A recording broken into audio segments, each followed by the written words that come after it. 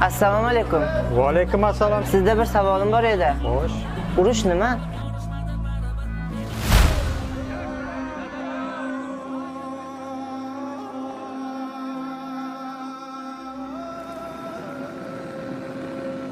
Men o paytlar yosh edim. Bobolarimiz, otalarimiz, vatandoshlarimiz nobud bo'lgan shu urushga borib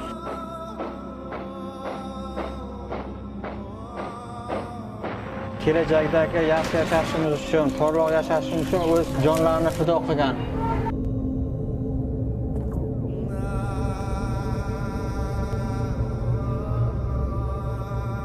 Men ham vatan himoyachisi bo'lsam bo'ladimi? Albatta jon. Rahmat. Mayli jon, sog' bo'lgin.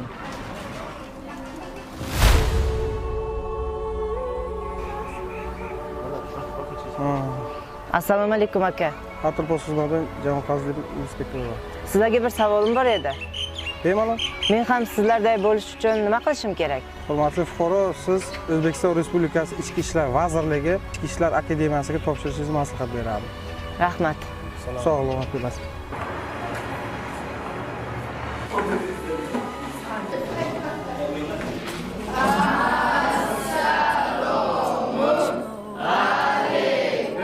O'tiringlar bolajonlar. Bugungi mavzumiz kelajakda kim bo'lishini xohlaysiz mavzusida insho yozish. Xo'p, bolajonlar, bugun biz sizlar bilan shu mavzuda kelajakdagi niyatingiz, orzularingizni oq qog'ozga tushirishingizni sizdan so'rayman. O'quvchilar, yozib bo'ldingizmi? Xo'p, qani kelajakda kim bo'lishni xohlaysiz? Kelajakda men bort kuzatuvchisi, ya'ni stюардесса bo'lmoqchiman. Yaxshi. Bu kasbga erishish uchun qanday harakat qilish kerak? Bu kasbga erishish uchun barcha fanlarni yaxshi o'qish kerak va yana rus tili, ingliz tili, chet tillarini mukammal bilish kerak. Yaxshi. Va ingliz tili va rus tilini bilish kerak va fe'l va atvori jiddiy bo'lishi kerak. Marhamat, Faxriddin. Men kelajakda vatan himoyachisi bo'lmoqchiman. Nima uchun bu kasbni tanlayapsan?